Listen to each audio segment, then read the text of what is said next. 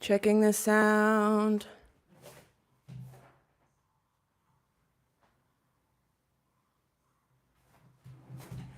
Is that too loud? I feel like it's not. We're live, baby. Let's go. I'm getting coffee. I don't know how to do the waiting room thing yet. So you're just going to be unmuted. Hope I don't do anything embarrassing.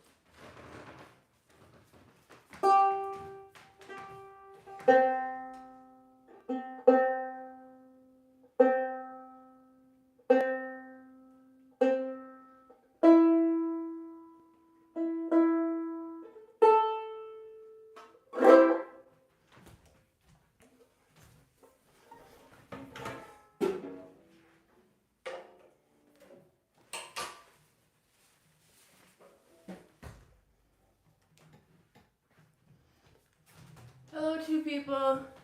How are you today?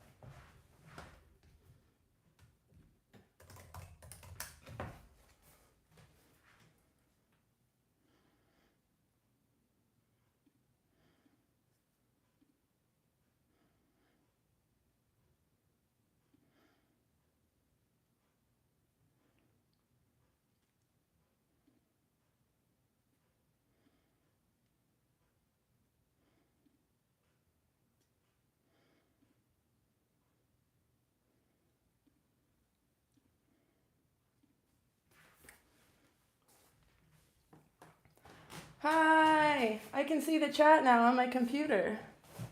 I planned this out very well, but I did not plan where to put my computer, so I'll have to hold it like this. Hi, Yano. Yano's my nephew. Yano, you're going to learn all about Johnny Cash today. And you're going to learn why I'm wearing black today in celebration of Johnny Cash. So, I see there's 3 people. So you can post in the chat where you're from and how much you know about Johnny Cash on a scale of 1 to 10. 10 is you know the most, and 1 is you don't even know who Johnny Cash is.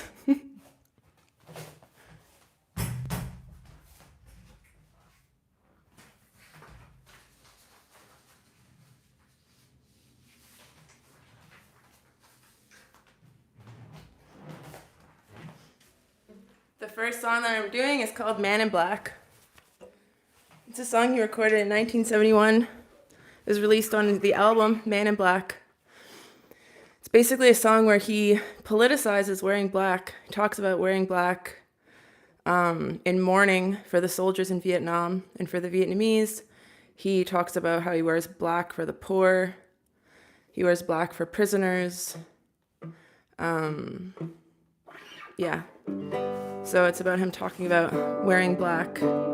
It's a political statement. And the implication a lot of the time is it's a response to the Vietnam War. So if you had to pick one thing that you wear as a protest symbol, what would that thing be? Today I decided to wear red lipstick.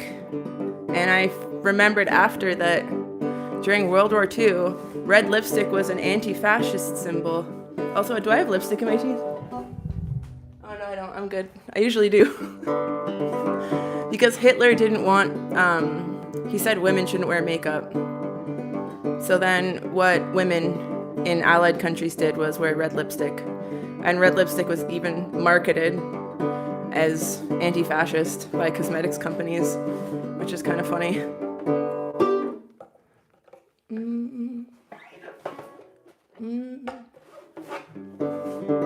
Well, you wonder why I always dress in black, why you never see bright colors on my back, and why does my appearance seem to have a somber tone? Well, there's a reason for the things that I have on.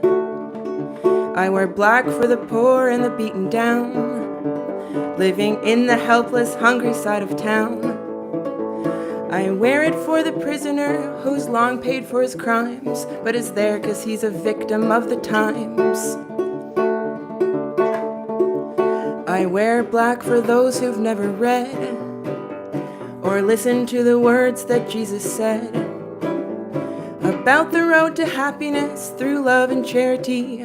Well, you'd think that he's talking straight to you and me. Well, we're doing mighty fine, I do suppose, in our streak of lightning cars and fancy clothes. But just so we're reminded of the ones who are held back, up front there ought to be a man in black. Up front there ought to be a man in black. I wear it for the sick and lonely old, for the reckless ones whose bad trips left them cold. I wear black in mourning for the lives that should have been. Each week we lose 100 fine young men. I wear it for the thousands who have died, thinking that the Lord was on their side. I wear it for another 100,000 who have died, thinking that we all were on their side. Well, there's things that may never be right, I know, and things need changing everywhere we go. Until we start to make a move to make a few things right, you'll never see me wear a suit of white. Well, I'd love to wear a rainbow every day and tell the world that everything's okay. But I'll try to carry off a little darkness on my back. Till things are brighter, I'm the man in black. Till things are brighter, I'm the man in black. Well, till things are brighter, I'm the man in black.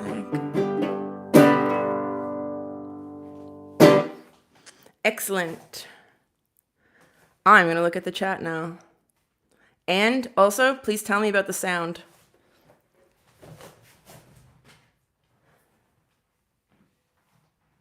Yes. His topical album. Wow. You're a psychic. Because that's what I'm doing next.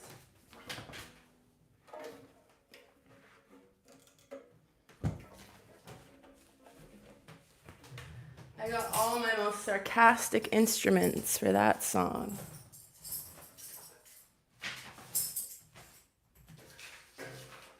I've got my foot tambourine. I've got my light up banjo ukulele. So it lights up. So it's very good for satirical songs.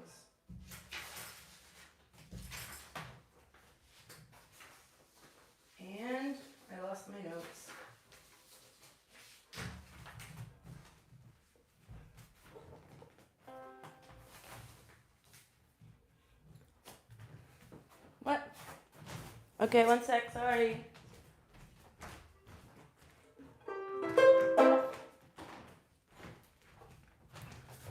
Okay, well I can't find it, so I'll have to ad-lib it.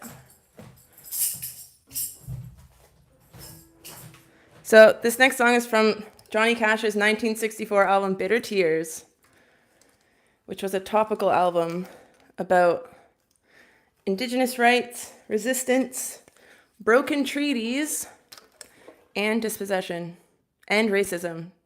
So Johnny Cash thought for a long time, based on family stories, that he was Cherokee. So he believed that until much later when there was genealogical research that showed he wasn't. But when he found that out, he was like, okay, I'm not. He didn't keep pretending. And then he still advocated for Indigenous rights after that. So yeah, Bitter Tears was very, very controversial as an album. And radio stations wouldn't play it. So what Johnny Cash did, he took out a 3-page ad. He paid to put in a 3-page ad in Billboard where he basically said that any radio station that doesn't play it is gutless.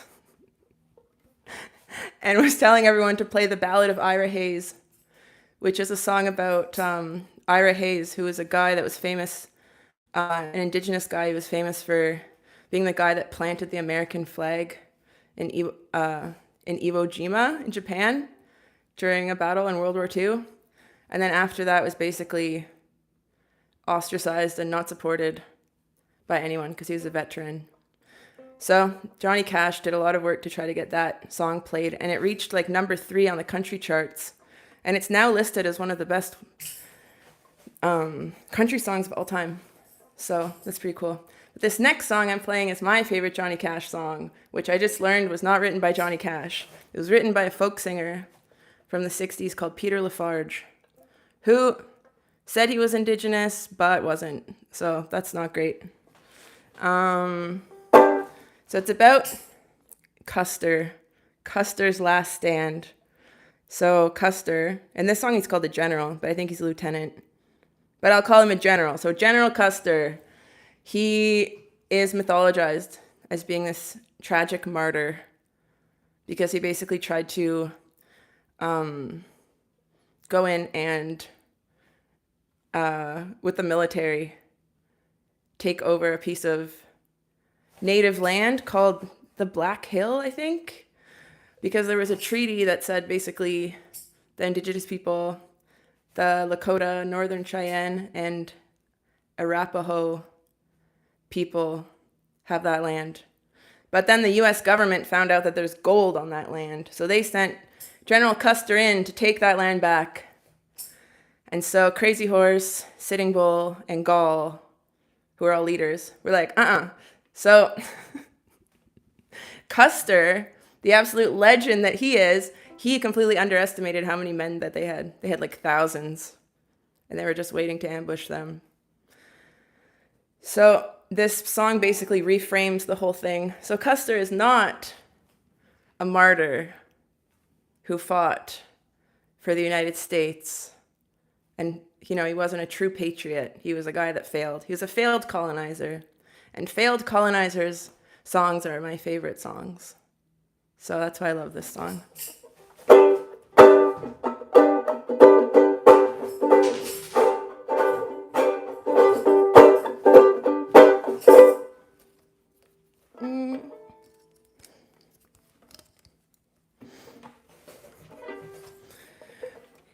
Well, let me tell you, Buster, that I ain't a fan of Custer's. And the General, he don't ride well anymore. Haha, he doesn't ride well anymore because he's dead. Because he failed. To some he was a hero, but to me his score was 0. And the General, he don't ride well anymore. Well, Custer done his fighting without too much exciting. And the General, he don't ride well anymore. Now Custer came in pumping while the men were out a-hunting. And the General, he don't ride well anymore. With victories he was swimming, he killed children, dogs, and women. And the General, he don't ride well anymore. Crazy Horse sent out the call to Sitting Bull and Gall. And the general, he don't ride well anymore.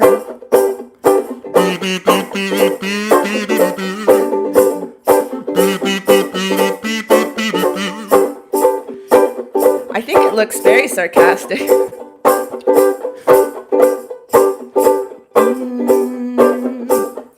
Well, Custer split his men. Well, he won't do that again.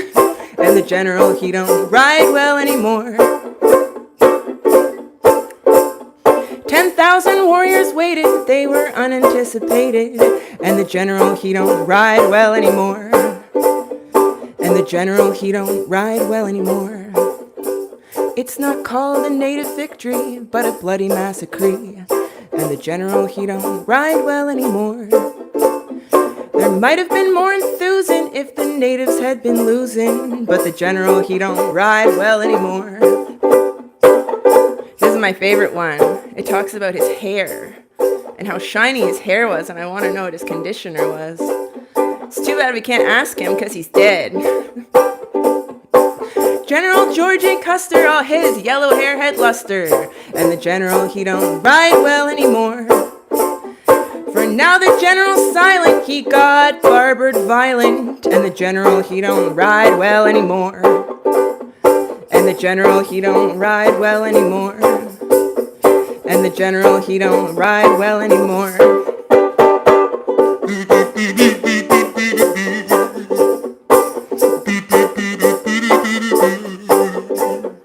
And the general, he don't ride well anymore.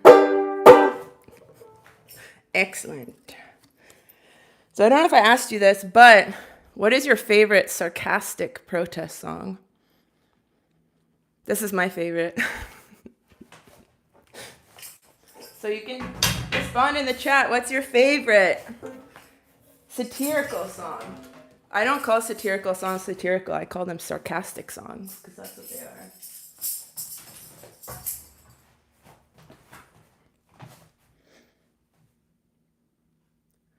Wow, 10 people. Hi. Ah, clap, clap from Yano. And a foot tambourine. Yes, it was a foot tambourine. I'm trying to get both, because if I have both, I can go like this, dee, dee, dee, dee, on other feet, on both my feet, like I'm walking, and then get my steps in. Because you're supposed to do exercise, apparently, to be healthy. I don't believe it.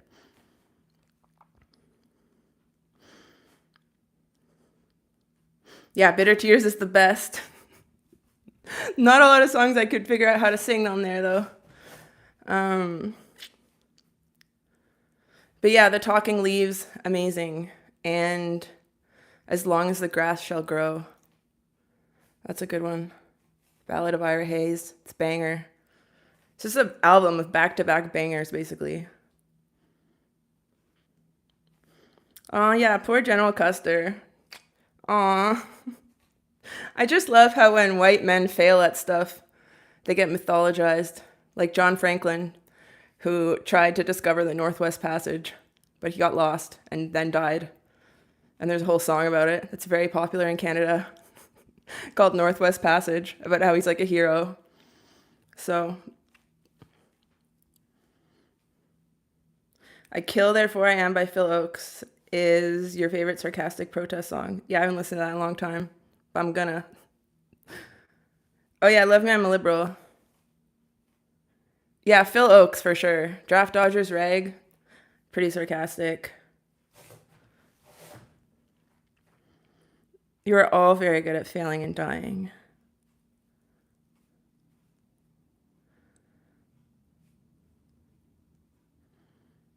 Yeah, Peter Lafarge is cool. I want to listen to his music more. Okay, this next one is really great because it's like a My Boss Sucks song.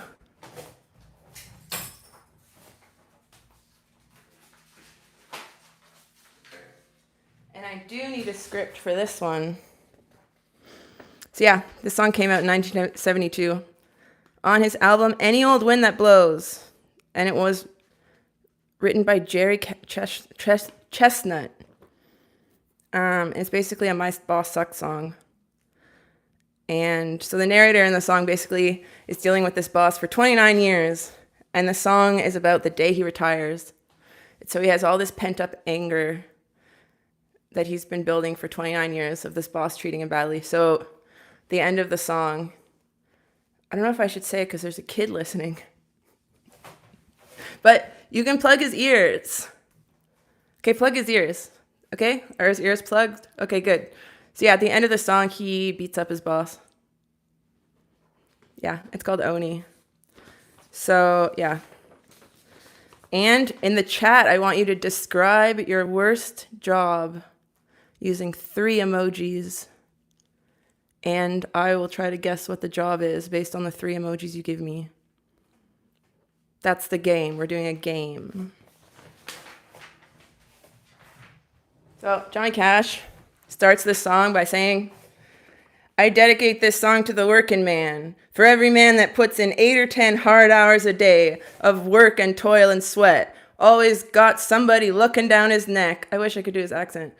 Trying to get more out of him than he really ought to have put in. It's excellent.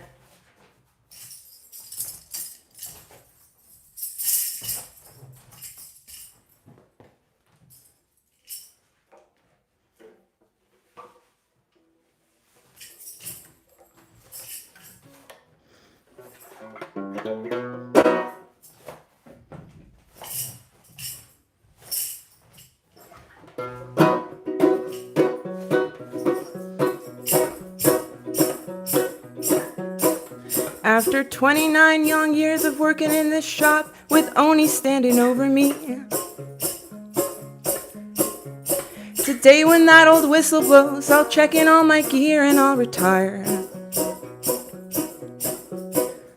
The superintendent just dropped by and said they planned my little get-together. Then he said I'd never made it if old Oni hadn't held me to the fire. Which is kind of a weird thing to say at somebody's retirement party. I don't know what the superintendent was thinking. Anyway, I see him in my dreams at night and wake up in the morning feeling tired. Then old Oni don't remember how he, when I came here, how he tried to get me fired. But today they'll gather round me like I've seen him do when any man retires. Then old Oni's gonna tell me from now on I get to do what I desire. He'll present me with that little old gold watch they give a man at times like this. But there's one thing he's not counting on. Today's the day that I give Oni his. Ha ha ha. I've been working, building muscle. Oni's just been standing round it getting soft.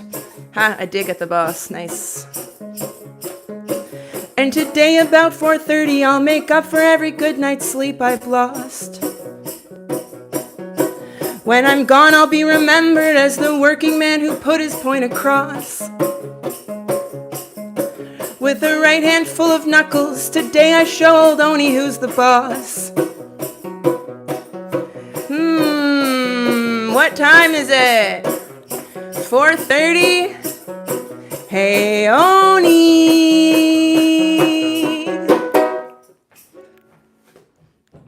That's how he ends the song. Yeah.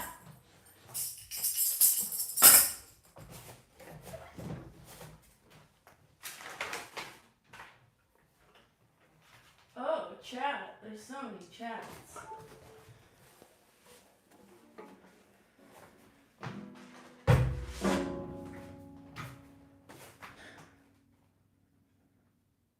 Oni! I love how he taunts him at the end. That song's very sarcastic too. I don't know Take This Job and Shove It by Johnny Paycheck, but I'm gonna. Paramedic? Is that the first one? Paramedic or somebody that, I don't know, works at a bar and deals with people pooping and vomiting. Someone else was maybe a plumber. 3 poop emojis? Is that a plumber?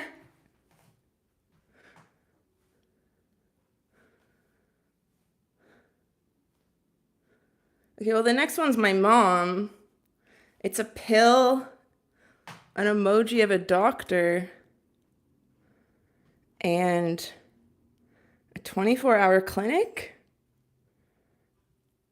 I don't even know what that is. Oh, someone working in Mordaunt Magic.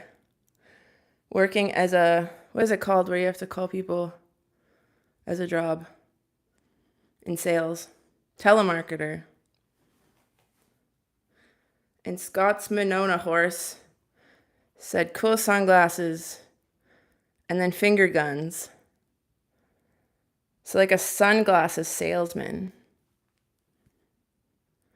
Oh, pharmacy. Okay.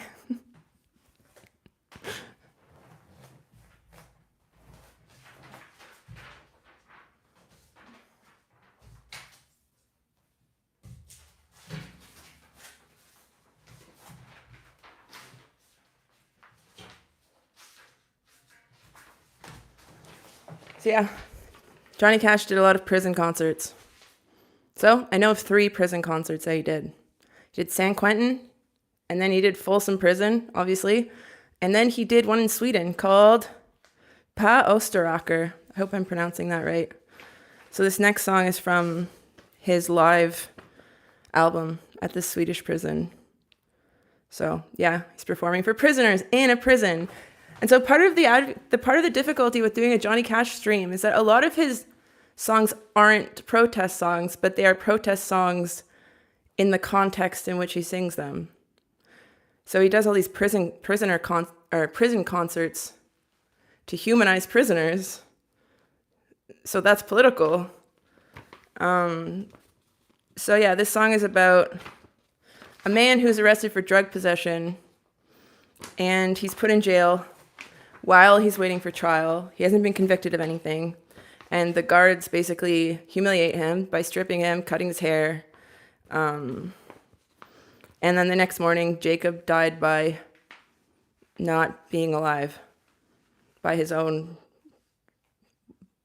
you know what I'm saying. Yeah, so this person is fictional. I tried to research who Jacob Green is, but it's sort of like a symbol for all the people that are treated badly in the criminal justice system.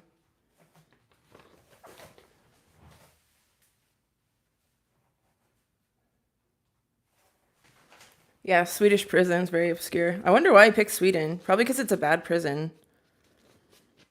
Particularly bad prison. So yeah, a lot of his prison advocacy was about first-time offenders and juveniles not being put in the regular prison system. So I think this is part of that advocacy he did. And he even went to see Richard Nixon to talk about it and testified in front of Congress about prison reform.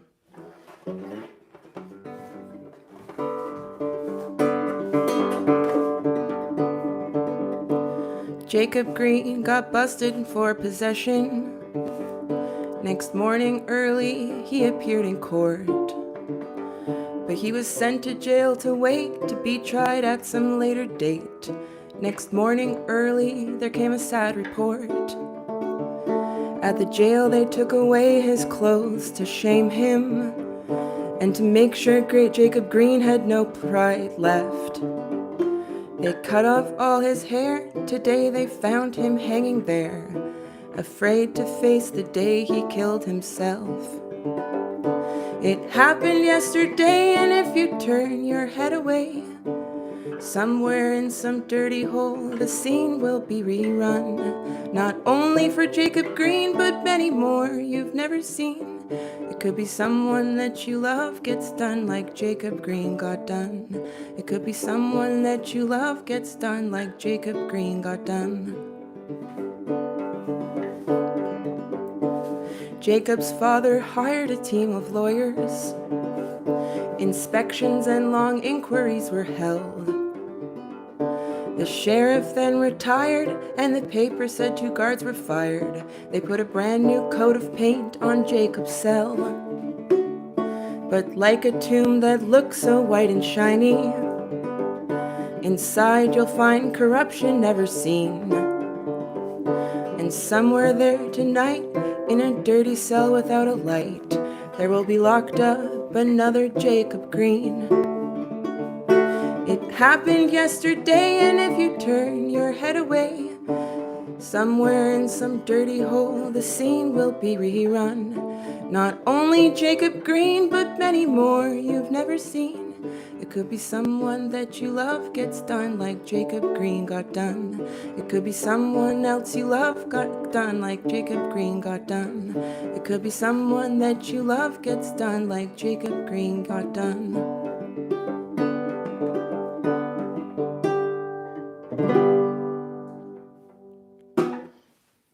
Awesome.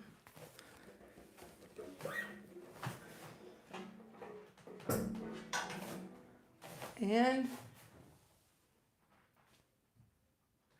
I forgot to give you your prompt for that one.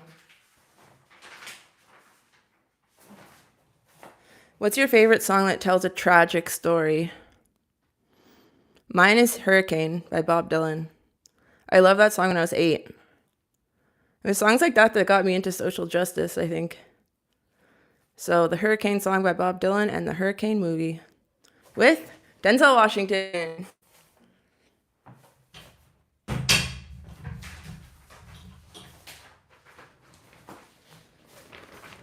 And yeah, so that's one of your prompts. What's your favorite tragic song? Tragic political song. And the next song, San Quentin. So it was recorded for his album, San Quentin, which is a live album released in 1969. So it's a song that Cash is singing to the prison itself about how much he hates it. So he's putting himself in the prisoner's perspective and then writing from that perspective. And he sang it there, and the prisoners loved it so much he played it twice for them.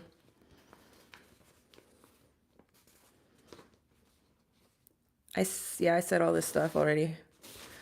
Oh, and yeah, San Quentin.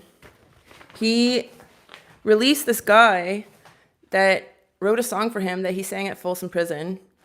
Glenn Shirley, who was a guy that was in prison for life. And Johnny Cash got him released and then got him to join his band where, I don't know if I said this, but he performed a song that Glenn Shirley wrote at Folsom Prison. And so, yeah, Johnny Cash got him released and then got him to join his band. And then he released a couple albums.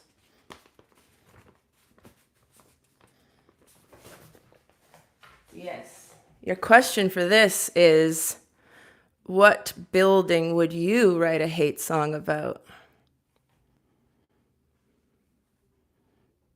That's what I want to know. I don't have an answer. I have to think about it.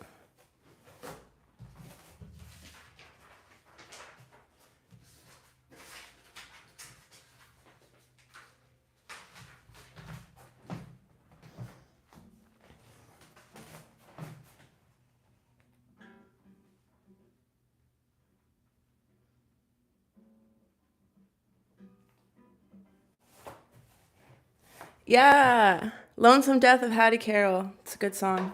Next week I'm doing Bob Dylan, so I'm actually learning that song. Bob Dylan's so funny though, because if you look up his lyrics and try to sing them, usually there's like 4 lines and then a chorus. He'll do like one line, one melodic line, and repeat it like 11 times before the chorus. So you're singing it and being like, oh, is the chorus now? No? And just keep continuing forever. Uncomfortably long, and then he gives you the chorus, which is kind of interesting.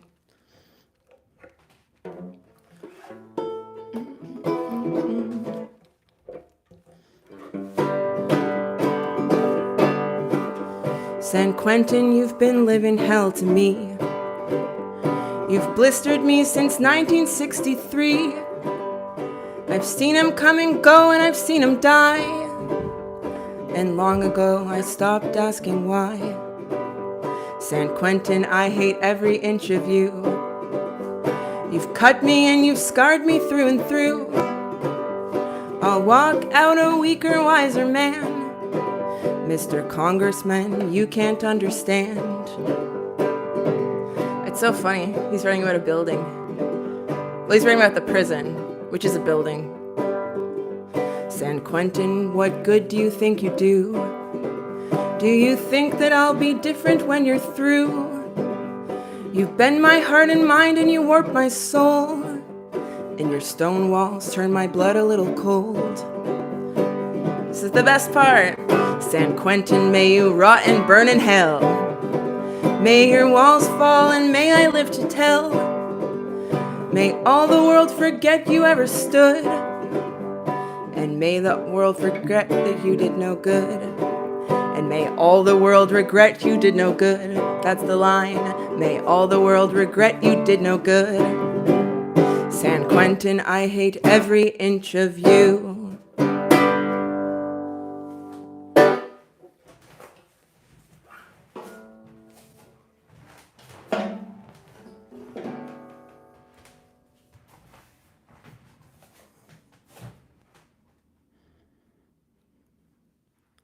What is CSIS on Ogilvy? Can some Green Street Walker please tell me what CIS on Ogilvy is and why you hate that building? And also, if you hate it, you should write a song about it in the style of Johnny Cash. Oh yeah, Mordaunt Magic said, this is probably a basic answer, but the Pentagon probably. Yeah, that's fair. Oh, the Ottawa Penitentiary in Innis. The Canadian Secret Service. Oh, CSIS. Okay. I don't know why I said CSIS. That's funny. Yeah, okay, well, thanks for coming to the live stream. I feel like it was 5% better than last time. We're moving in the right direction. I am not on mute this time, if you can believe it. I will do Folsom Prison now, because even though it's not a protest song, the context of advocating for prisoners at Folsom Prison makes it a protest song.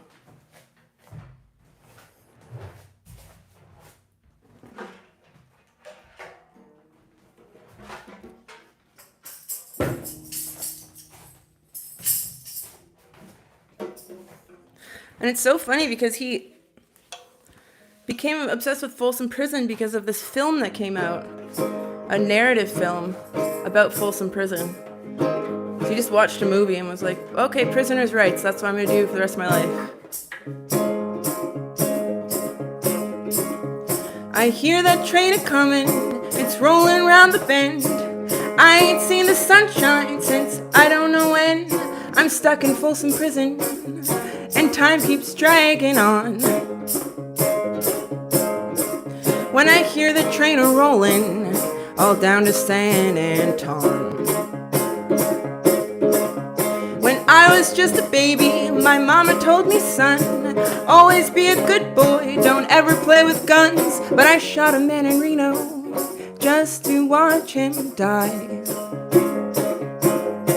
When I hear that whistle blowing, I hang my head and cry. I bet there's rich folks eating in a fancy dining car. They're probably drinking coffee and smoking their cigars. Well, I know I had it coming. I know I can't be free. Well, those people keep a moving, and that's what tortures me. If they freed me from this prison, if that railroad train was mine, I bet I'd move it on a little farther down the line, far from Folsom Prison. That's where I'd wanna stay. And I'd let that lonesome whistle blow my blues away. And I'd let that lonesome whistle blow my blues away. Thank you for coming to the Johnny Cash stream. And next week, Bob Dylan. So, yeah, learning a bunch of Bob Dylan songs.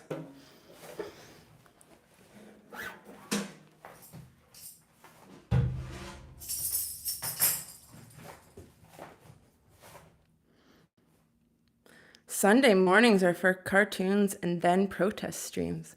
What cartoons were you watching?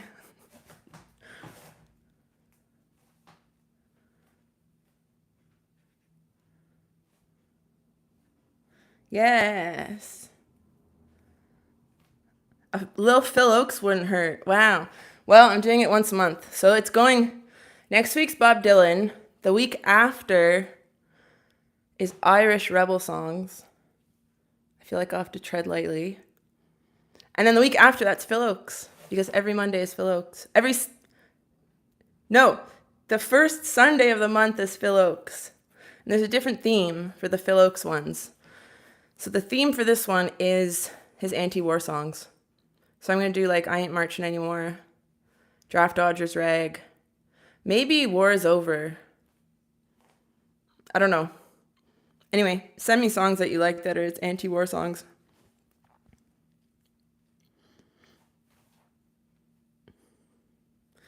You mean Oro She Devahawalia? That one? My brother sings that one.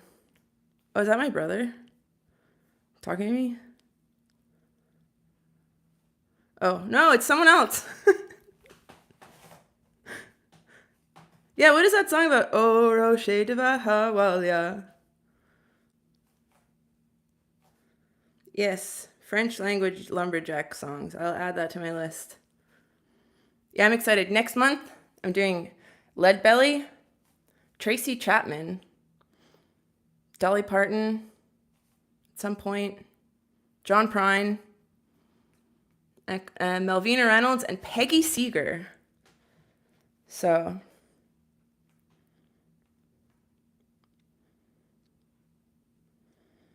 okay, well, thanks for coming. I have to go now. Bye. I don't know how to end it again.